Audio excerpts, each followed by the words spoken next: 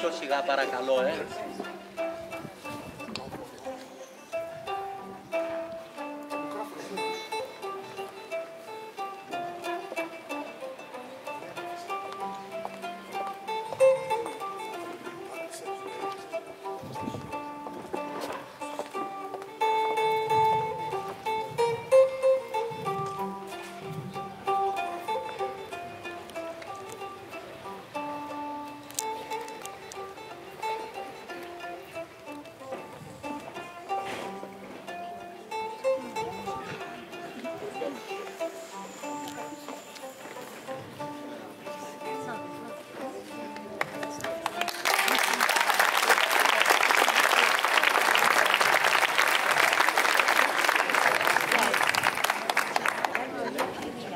Τι ήταν η Βενγκέρα λοιπόν? Μετά την κατοχή, οι εποχές ήταν επίπονες. Οι άνθρωποι τα έβγαζαν πέρα πολύ δύσκολα. Δεν υπήρχαν τρόποι διασκέδασης. Έτσι, δημιούργησαν τις Βενγκέρες. Οι Βενγκέρες γίνονταν το χειμώνα, μέσα στα σπίτια και το καλοκαίρι στις πετσούλες των σπιτιών, που άπλωναν τις σπατανίες και τα μαξιλαράκια, δημιουργώντας μόνοι τους σκηνικό υπαίθριο σαλονιού. Μαζεύονταν τις απογευματινές ώρες και τις περισσότερες φορές αυτές οι συνάξεις κρατούνταν ως αργά το βράδυ.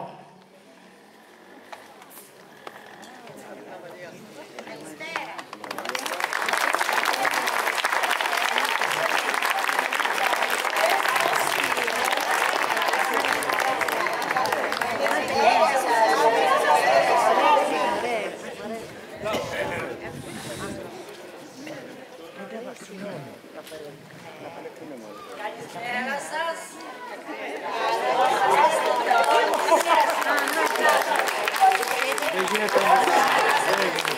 Καλησπέρα και σε εσάς. Είστε καλά? Εγώ κουράστηκα σήμερα, γιατί είχα πάει στα Βέλη. Δεν κάθομαι και καθόλου. Αλλά και δεν πρόλαβα βέβαια και να παρασύρω. Οπότε, βάζω και την παρασύρα. Αυτή είναι βέβαια φιλοκαλλιδένια. Αλλά μου την έφερε και είναι εξεράθηκε να βγω από την πολλή δουλειά.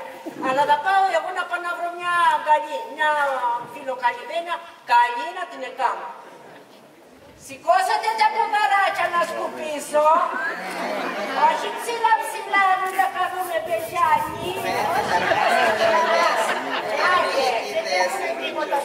Σηκώσετε, θα εσύ το είσαι σηκωμένο μόνιμο. Σηκώσετε, εσύ κάτω. Όχι, να σκουπίσω το κρεφτό. Έλα. Κάτω, κάτω. Μπράβο, μπράβο. Να φυλάξω και την παρασύνα να κάτσω κι εγώ στον τόπο.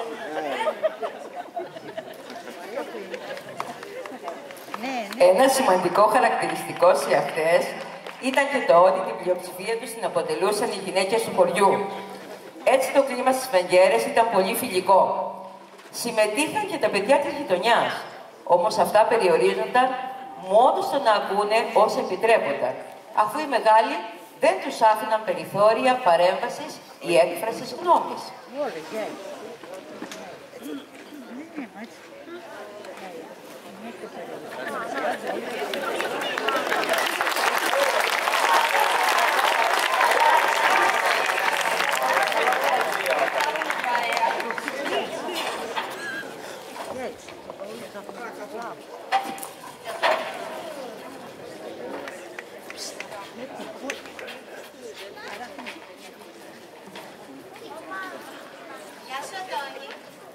Εκτός από τις κουβέντες για την καθημερινότητα και τις ασχολίες τους στα χωράφια, οι ιστορίες που μικροί και μεγάλοι άκουγαν με ιδιαίτερη προσοχή είχαν να κάνουν με τις αναμνήσεις του πολέμου.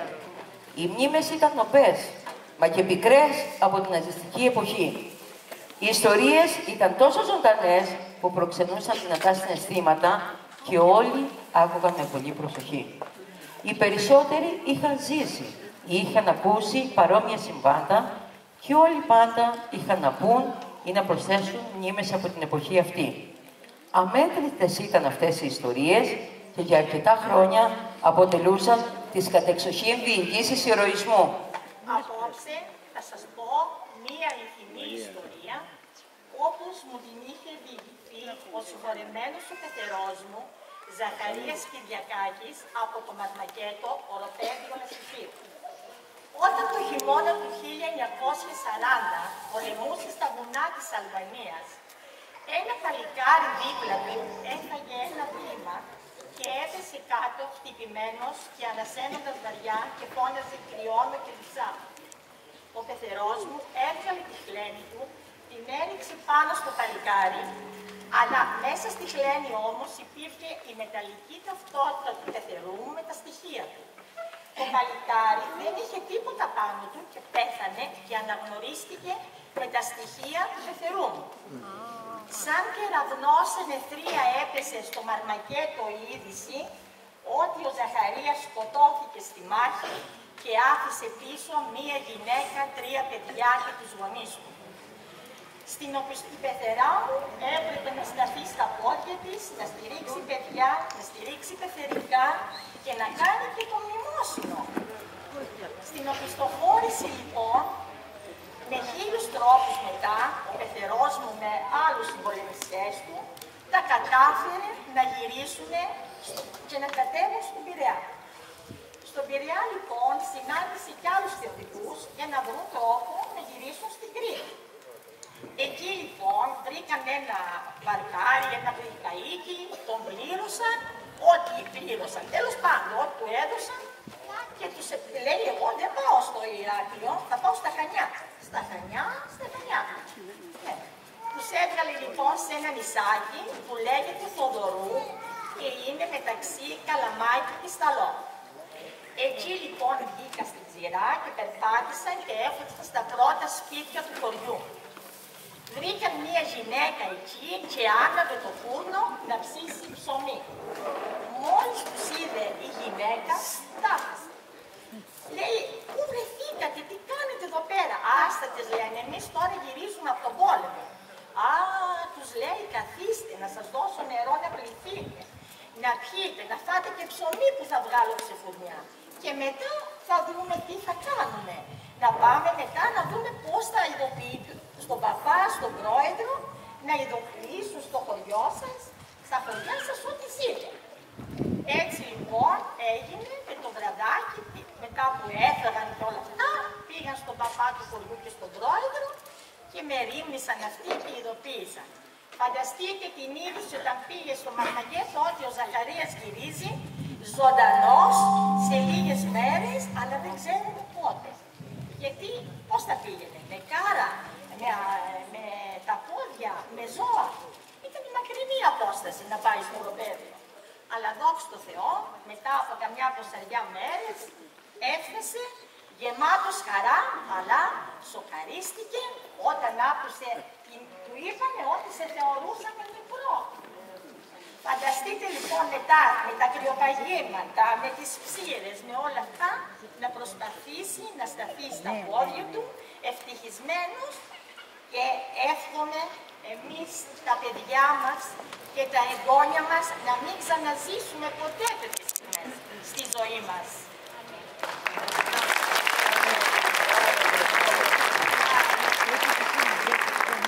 Να σας πω εγώ μια ιστορία παρόμοια που την άκουσα από τον πατέρα μου, τον Μακαρίτη, όταν και αυτός πολεμούσε στην Αλβανία σε ένα βουνό απάνω. Τα χιόνια βέβαια ήταν μέχρι το γόνατο από ό,τι μου είχε πει. Ήταν μια δημιουργία η οποία προχωρούσε για μια αποστολή. Κάποια στιγμή είπαν να σταματήσουμε λίγο να ξεκουραστούμε.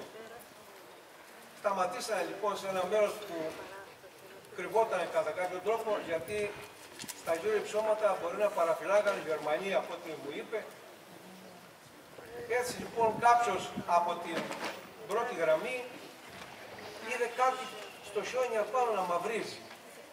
Κάτι του πήγε στο μυαλό ότι μπορεί να ήταν κάτι φαγώσιμο. Πας περιπτώσει, εσύστηκε λοιπόν, ήφταξε μέχρι το σημείο αυτό και τι αντικρίζει? Μια κουραμάνα, η οποία ήταν φουσκωμένη από το χιόνι.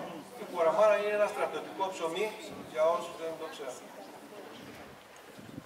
Από τη χαρά του αυτό λοιπόν πιάνει το ψωμί, τώρα πάει να σηκωθεί, τον βλέπουν οι Γερμανοί, του βάζουν, τον σκοτώνουν βέβαια, άρχισαν μετά με τα πολυβόλα, τους όλμους, εν πάση περιπτώσει, εκεί τραυματίστηκε ο πατέρας μου στο πόδι, στον αστράγαλο.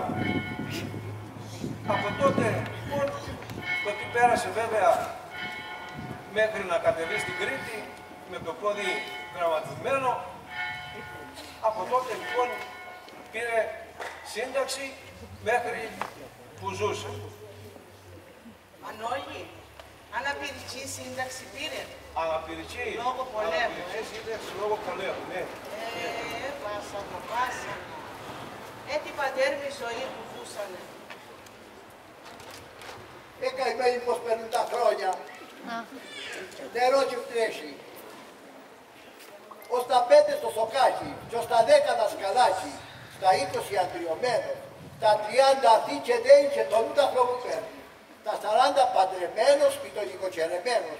Στα 50 ζαβουλή ανέχει χαλικάλι. Στα 60 δεν φέρα, μόνο το ψωμιχάλα. Στα 70 καμπουρώνει, βεργαλάκια ανεμαζώνει. Στα 80 σαν τον βούι, ούτε βλέπει ούτε ακούει. Στα 90 κατουζιέται. Το παιδί το ανεβαριέται. Και άμα φτάξει στα 100, δεν το ανεβαστούμε πιο. Και φωνάζουν την ψυχή του. Θεέ μου πάρε την ψυχή του.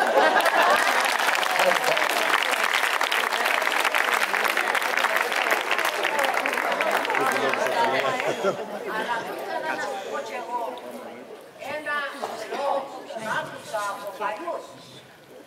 Και λέει, μηδέν εστιν ο άνθρωπος, μηδέν η δύναμής του, μηδέν το κάλος και η ισχύς, μηδέν η ωραιότης. Τα πάντα είναι μάτια, λέει, τα πάντα ματαιότης. Μάνα μου, πολυβαρύνεται το απόψε. Από όπου και πράγμα να γελάσει το χιλιάκι μας. Ακούτε λοιπόν να σας πω εγώ μια ιστορία. Ήταν κάποτε ένας μπακάλης, ευκατάστατος βέβαια, οι μπακάλιδες είχαν χρήματα. Έτσι και τότε όπως και τώρα υπήρχαν οι απιστίες και οι γυναικοδουλειές. Μία λοιπόν γυναίκα έξυπνη κατάφερε και του έφαγε τα λεφτά του μπακάλη. Με αποτέλεσμα ο μπακάλης να βρεθεί στη φυλακή. Όλοι δεν ξέραν βέβαια όλοι γιατί ο μπακάλης βρέθηκε στη φυλακή, αναρωτιόντουσαν. Στείλανε λοιπόν κάποιον να τον δει, να μάθουν γιατί βρέθηκε στη φυλακή. Πήγε λοιπόν ο φίλος του, του λέει τι έγινε, για πες μας. Ρωτάνε όλοι οι φίλοι σου, θέλουν να μάθουν γιατί είσαι εδώ, γιατί βρέθηκε στη φυλακή. Λέει λοιπόν ο φυλακισμένος μπακάλης, αν σε ρωτήσουν οι φίλοι μου, να μην ρωτούν για μένα, γιατί τα πάντα είναι μάτια. Καλιά, συγγνώμη.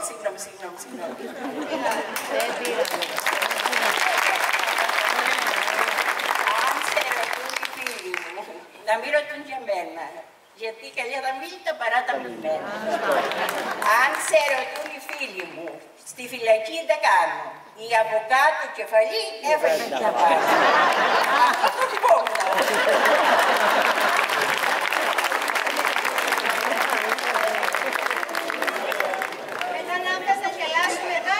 Σιγά το πράγμα. Να σας πω εγώ μια παλιά να σκάσετε στο γέλιο. Μάνα μου, μανί μου τρίχα είδα στο πολύ. Σώπα σκύλα, μην το λες, μην τα ακούσουν οι φωλιές. Και σταθούν όλες αυτές.